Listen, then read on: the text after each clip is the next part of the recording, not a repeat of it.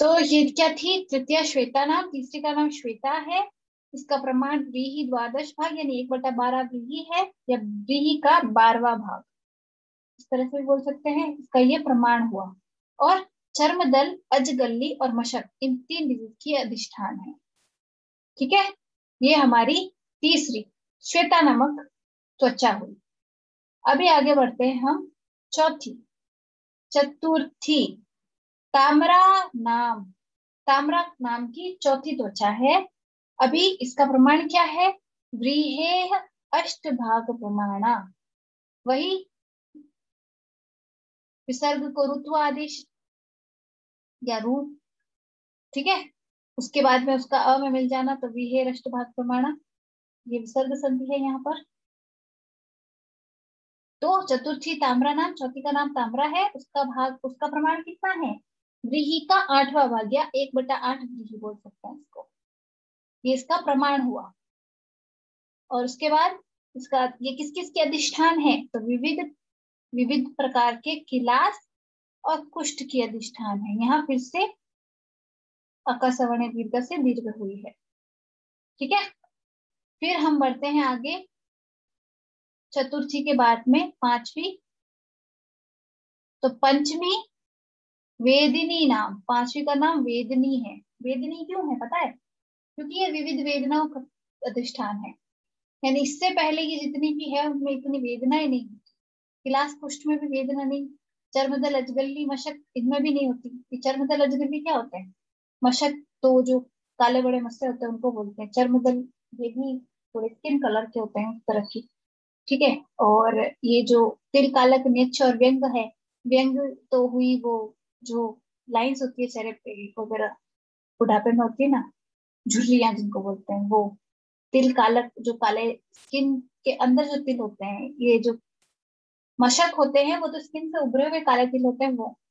और जो तिल कालक है वो स्किन की सरफेस पे से वो होते हैं, वो तिल कालक होते हैं। और यहाँ क्या सिद्ध, पद्म, कंटक, ये स्किन के ऊपर वाली सरफेस पे होते हैं। तो यूजुअली इन सब में से किसी में भी पेन नहीं होता।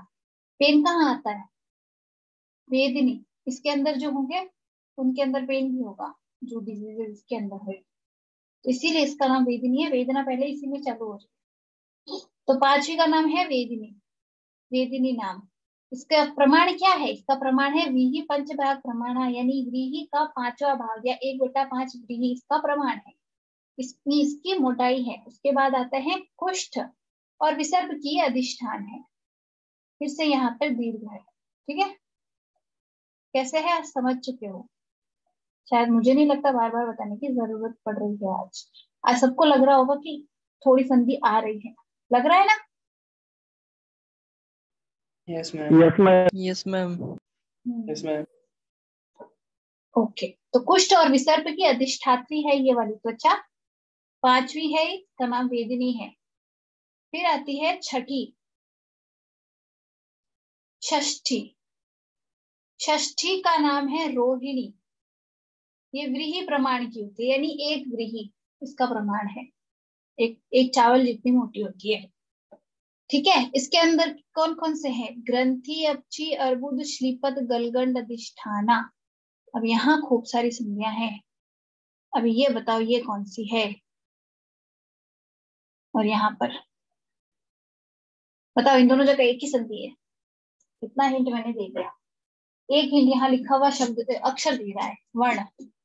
क्या वर्ण लिखा हुआ है यहाँ पे दोनों जगह जहाँ संधि बता रही हूँ मैं?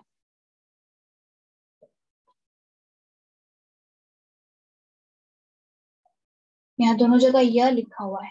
अब तो बता दो कौन सी संधि है।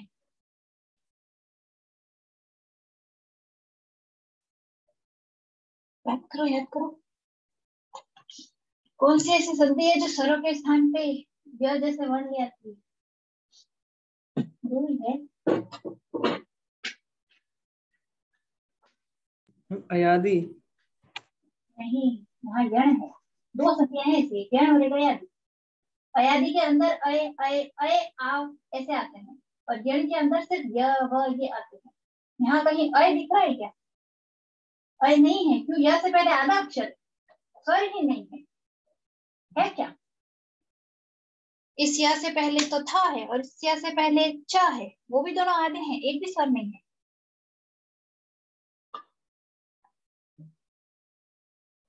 और अयादी में क्या आते हैं? अय, अव, ये आते हैं। तो इसमें आगे अ होना चाहिए ना, य और व के। जब आगे मैम जसत्व, हाँ, जसत्व, ये ये यण संधि है, इको यण अच्छी से।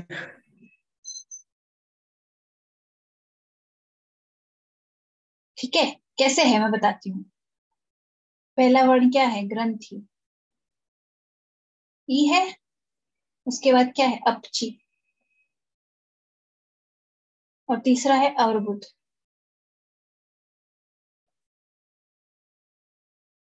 ठीक है, पहले ई के बाद में अ, और उसको हो रहा है य। क्या हुई? यण। अभी जो था वो आधा रह गया इस वजह से, तो ग्रंथ्य, ग्रंथ्यपची। अब चा है, इसका ई है, उसके बाद अ है, फिर से यण हो गया। तो क्या? ग्रंथ्यपच्यर्बुद हुआ। फिर श्लीपद गलगंड, ग्रंथि, अपची, अर्बुद, श्लीपद, गलगंड। 5 डिजीज लिखिए इसके अंदर। किसमें? रोहिणी में। और यहाँ संध्या दो कौन सी है? दोनों की दोनों यण है। कैसे? इको यण ची, इक के पीछे अगर अच हो तो यण आदेश होता है, वो वाली। कैसे पता चला? बस एक चीज, जहां संधि हो रखी हो वहां जो आया हुआ है ना वो शब्द देखो। ठीक है, जैसे कि हम ए ओ अगर ऐसे देखते हैं सीधे, तो इसका मतलब है कि गुणादेश हुआ है। यह देखते हैं बिना आगे अ के, वह देखते हैं, तो ये हुआ यण आदेश। और वही हमारा लास्ट जो है अयादि, अयादि तब होगा जब य या व या इनके आगे ना अ आया हुआ हो या आ आया हुआ हो। अय, अव, आए, आओ, ये आदेश होते हैं अयादि के अंदर। हमें सिर्फ इतना याद रखना है। और सदियों के अंदर एंडिंग में क्या निकल रहा है? अचो की जगह पर अगर कहीं हल आ रहा है तो सिर्फ एक ही जगह है, वो है यण और अयादि। और इन दोनों के अंदर य व आ रहे हैं। और वहां पर भी कौन सी यण है कौन सी अयादि है ये पता लगाने का एक ही तरीका है। अगर किसी हल के जस्ट बाद में बिना बीच में अच आए, य है या व है, तो फिर वो क्या है? यण है। और अगर वहीं पर बीच में कोई अच आ गया तो इसका मतलब है कि वो अयादि है। सिंपल। ठीक है, तो ये हमारी षष्ठी, छठी, जिसका नाम है रोहिणी, व्रीहि भाग प्रमाण जिसका है, यानी कि चावल के दाने जितनी मोटी है जो, और जिसमें ये 5 डिजीज होती है, ग्रंथि, अपची, अर्बुद, श्लीपद और गलगंड। जिसमें से देखो, गलगंड सिर्फ गले के आसपास होता है, श्लीपद जेनेटल्स में होता है, अर्बुद ट्यूमर है एक तरह से, और ग्रंथि और अपची ये स्किन डिजीजेस हैं, ये कहीं भी हो सकती है। ग्रंथि, अपची, अर्बुद तीनों ही कहीं भी हो सकते हैं बॉडी में। श्लीपद और गलगंड का तो कोई फिक्स प्लेस है। ठीक है, ये क्या है? गलगंड गोइटर है। श्लीपद क्या है? श्लीपद वो है, क्या नाम था इसका? कोनोरिया या उसमें से कुछ है, सिफिलिस या गोनोरिया में से कुछ है श्लीपद। और ग्रंथि और अपची और अर्बुद, इस तरह से ये 5 जो डिजीज है, इसकी अधिष्ठान हमारी छठी जो रोहिणी नाम की त्वचा है वो होती है। ठीक है, अभी हम लास्ट वाली लेते हैं जिसका नाम है सप्तमी मांसधरा, जो मांस को धारण करती है एक तरह से। क्यों? क्योंकि त्वचा के बाद क्या है? मांस है, तो ये उसके चिपक के रहती है, इस वजह से इसका नाम मांसधरा है। ये ध्यान रखना। तो 7वीं है जिसका नाम है मांसधरा, जिसका प्रमाण है विहि द्वय प्रमाणा। ठीक है, व्रीहि का दुगना, 2 व्रीहि जिसका प्रमाण है। अभी कोई मेरे को पूछेगा व्रीहे अष्टादश भाग प्रमाणा और व्रीहि दय प्रमाणा, इन दोनों में से ये व्रीहि का 18वां भाग है और ये 2 व्रीहि है, ये कैसे पता चल रहा है? सिंपल, यहाँ क्या था? व्रीहे, व्रीहि का, यहाँ फिर से क्या है? इस वजह से ये व्रीहि द्वय प्रमाणा, 2 व्रीहि इसका प्रमाण है। फिर इसके ये अधिष्ठात्री किस किस रोग की है? तो है बगंदर, विद्रधि और अर्श, तीनों ही डीप रूटेड डिजीजेस हैं।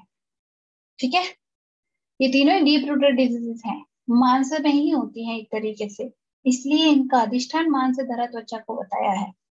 भगंदर जिसको बोलते हैं फिस्टुला, विद्रधि जिसको बोलते हैं एब्सेस, और अर्श जिसको हम बोलते हैं पाइल्स। ठीक है, तो इन तीन रोगों की जो अधिष्ठान है, अभी यहाँ पर मेरे को बताओ ये कौन सी संधि है? यहाँ तो है पूर्व पूर्व रूप। हाँ, लेकिन पूर्व रूप से पहले यहाँ एक विसर्ग संधि है, यहाँ था अर्शः।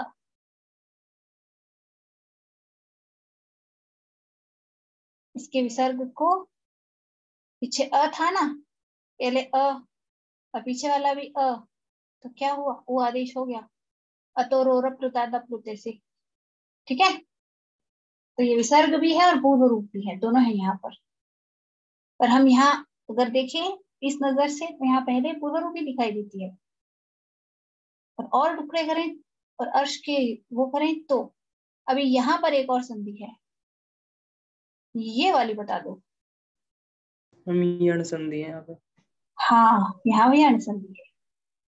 ठीक है, तो बगंदर विद्रधि अर्शोधिष्ठाना, बगंदर विद्रधि और अर्श की जो अधिष्ठान है वो है हमारी 7वीं मांसधरा नामक कला, त्वचा। त्वचा के बाद हम कलाएं पढ़ेंगे। वैसे आज मुझे नहीं लगता हमारे पास कला पढ़ने का टाइम है, तो आगे बढ़ते हैं।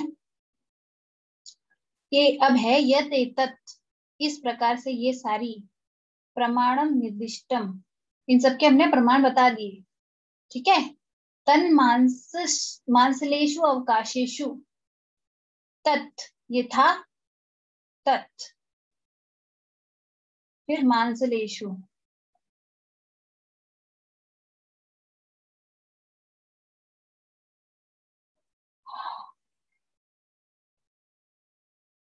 मांसलेशु, फिर अवकाशेशु।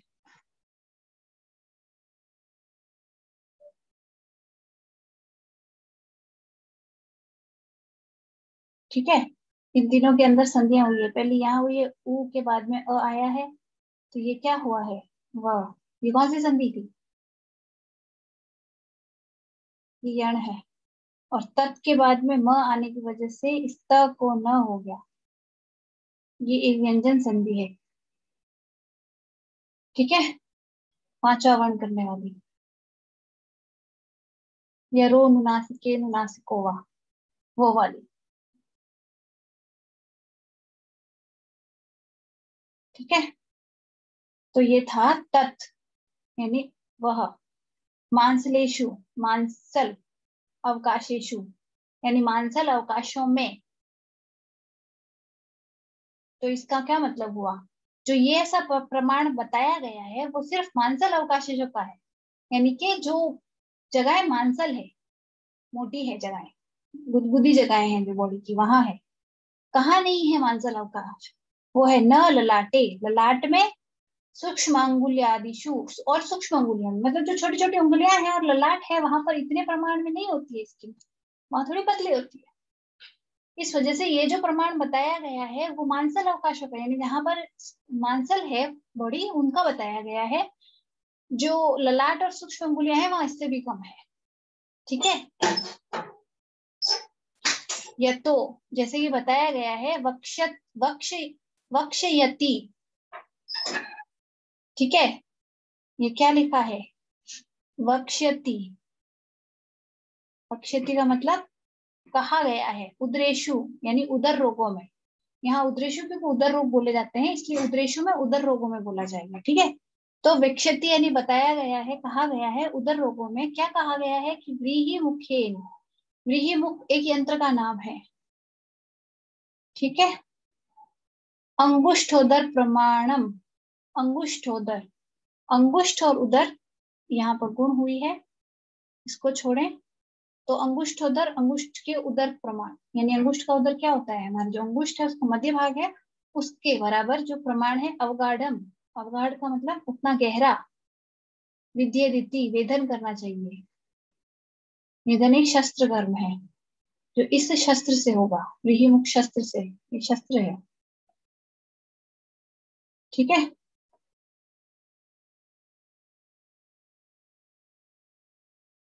ये एक शस्त्र है व्रीहिमुख।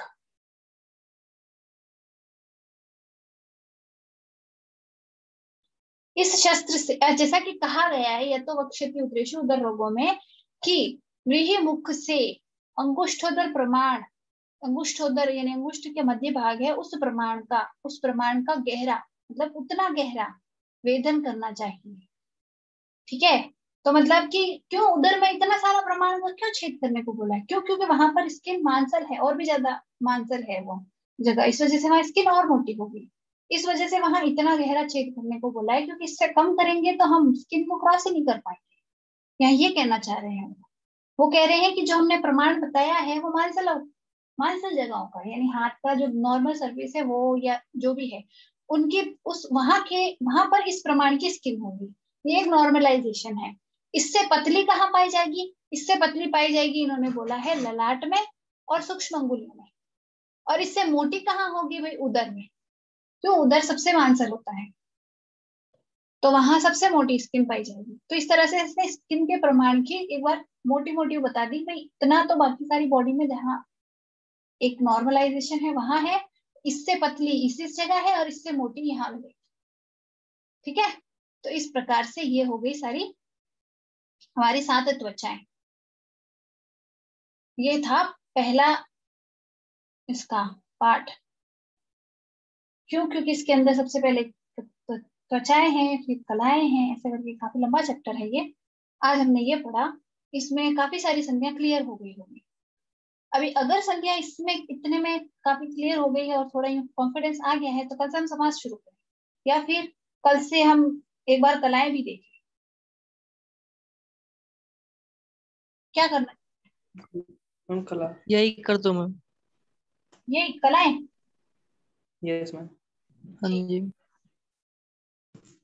जो क्वेश्चन आएगा एग्जाम में मैम ये पूरा लिखना पड़ेगा जितना ये स्क्रीन पर दिख रहा है, ये लिखना पड़ेगा मैम? ये नहीं नहीं, ऐसे नहीं आएगा क्वेश्चन। क्वेश्चन कैसे आता है? क्वेश्चन आता है या तो सातों त्वचाओं के नाम लिखना होता है, ठीक है, एज इट इज ये श्लोक नहीं उतारना होगा कहीं पर भी, या फिर ये पैसेज आ जाएगा इसकी हिंदी करनी है,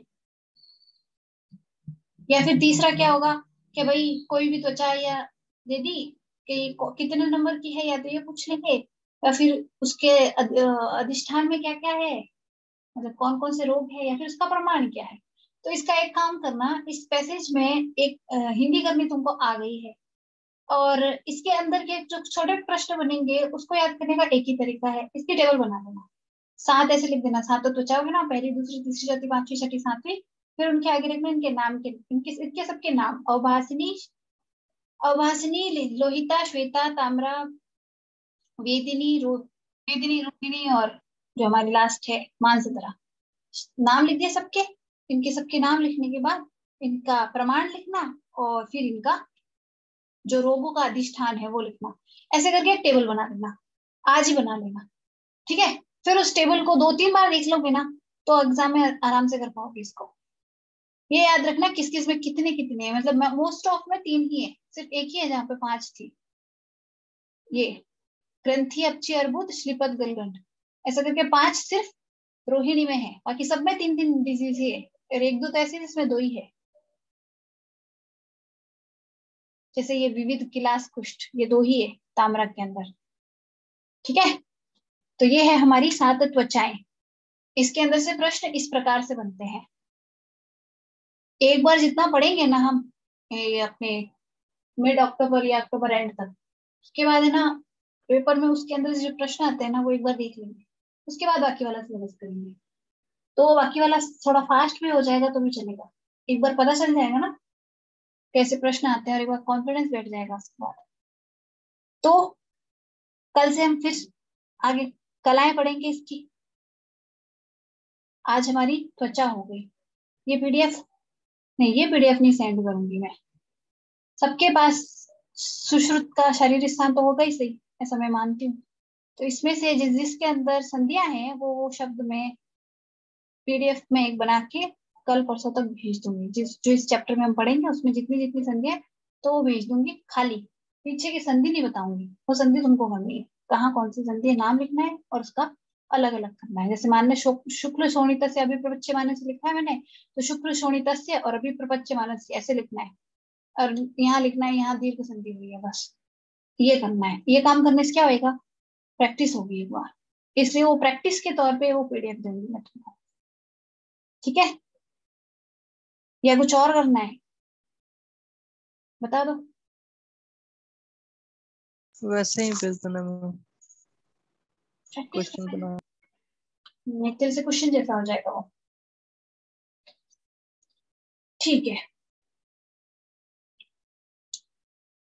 तो आज की क्लास यही खत्म करते हैं, कल हम फिर से कलाएं पढ़ेंगे, और कल परसों तक मैं इसकी वो क्वेश्चन बेस्ड, मतलब किस तरह से वो संधि की प्रैक्टिस के अकॉर्डिंग उस तरह की पीडीएफ बना के दे दूंगी।